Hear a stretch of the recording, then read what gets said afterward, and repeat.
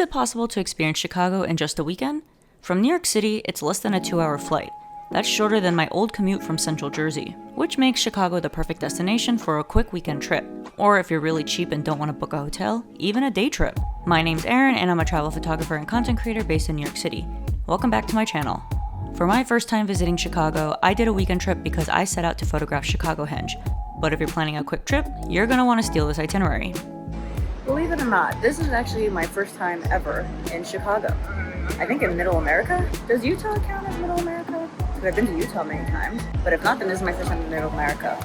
First impressions of Chicago, it's okay, but it's not New York.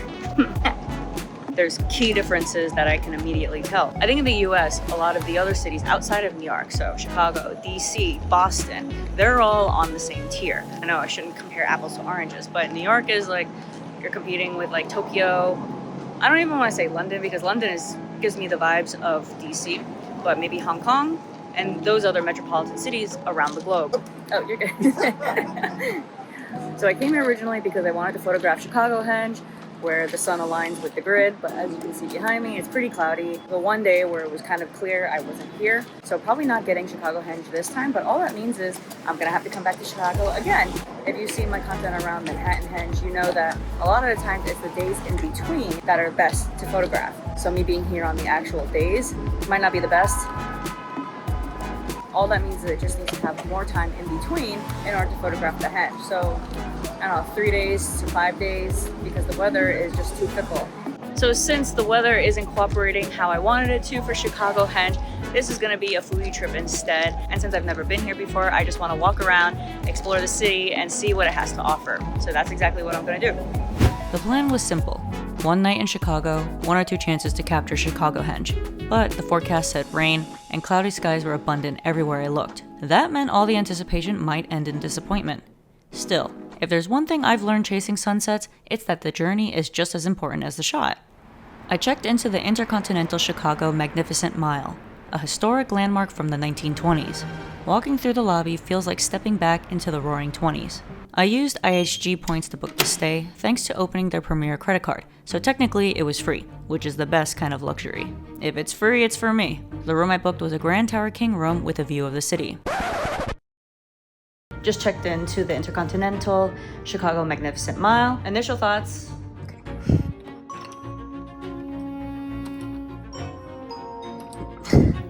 Is it on? Okay. It's okay. This is definitely an older building. I have a 2-night stay here that I booked on points. The hotel itself, like, it's doable. I am a little surprised, especially with the bathroom, but obviously can't complain. Like, have a great place to stay, nice view. I'm gonna work with what I got. Since the InterContinental brand is part of IHG's luxury and lifestyle collection, I was expecting more, but this is why the points game is worth it. However, maybe not for this room. Either way, I didn't have to spend as much as I would have had I paid for this in cash. With the sky looking grim, I made an executive call. Obviously, Chicagohenge wasn't happening this night, so it was off to do the most touristy thing you can possibly do in Chicago. Head straight to the Bean, officially called Cloudgate, but nobody calls it that. When in Chicago, have to do an obligatory photo in front of the Bean. With the rain coming down, my plan had to fully pivot. If I couldn't chase the sunset, I'd chase something else Chicago is famous for. It's food. First up, Do-Rite Donuts. It's chef-owned, and they make small batch flavors that's like experiments. The lattes are pre-mixed, which isn't really my style. I like my coffee without sugar, so it balances the sweetness of the donut. Sometimes you just roll with dough. Coffee in one hand, donut in the other. A few hours later, dinner was at the Purple Pig. Michelin Guide recommended, James Beard Award winning, and honestly, kind of overhyped. Don't get me wrong, the food was good, but the prices felt more New York than Midwest. But I guess it's warranted considering all the accolades. At least I got sat right away without having to wait or need a reservation. The next morning, the skies cleared. With the city glowing and the perfect weather temperature, Chicago felt like a different place. It's my one full day in Chicago and the weather actually turned out great. The skies opened up, the clouds have gone away, so it might be possible to photograph Chicagohenge. I'm gonna have to go check it out later. Other than that, it's just so nice to be able to walk on the riverfront. I was just in London doing the exact same thing, walking along the river, and so close, might I add, it brings me joy. It's the perfect weather to be able to walk on the river. For brunch, I went to Cheval, home of one of the most famous burgers in America. Normally, I avoid eating somewhere I could just visit in New York, but Chicago is the OG location for this.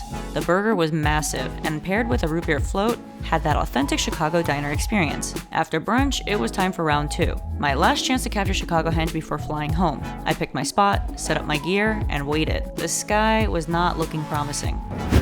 So after all day of walking, exploring, and eating around Chicago, finally set up shop, and we'll see if we'll get the henge today.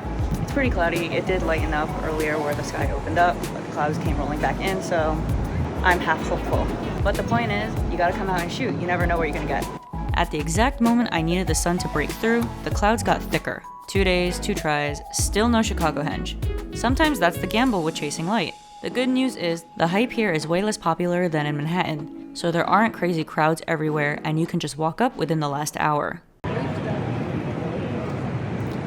The glow is gone. So it's about 6:27, it's effectively dead. It got clouded out. I knew this was probably gonna happen. I've seen it tons of times before, but again, it's always important to come out and try to shoot because you never know how the weather's gonna turn. It constantly changes. The difference between Chicago and New York is you can actually do this during sunrise too, but it was also cloudy during sunrise, so which is why I didn't even bother trying. You can do it twice in a day if you really wanted to in Chicago. You can't do that in Manhattan. Reverse Manhattan Henge is November and January. I'm not sure on the timing for Chicago, but with Manhattan Henge, you have 45 days in between from May to July.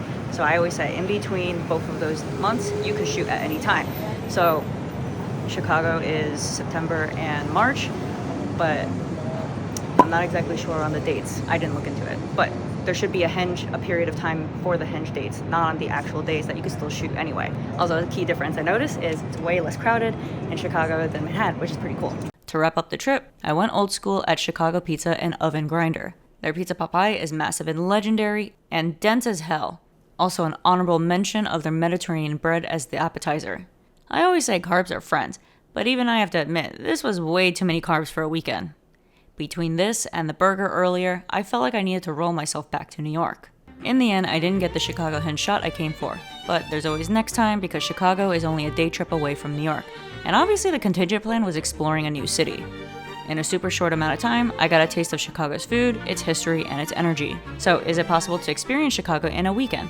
Absolutely, and sometimes that's all you need. If you enjoyed this video, don't forget to like and subscribe, and see you in the next one.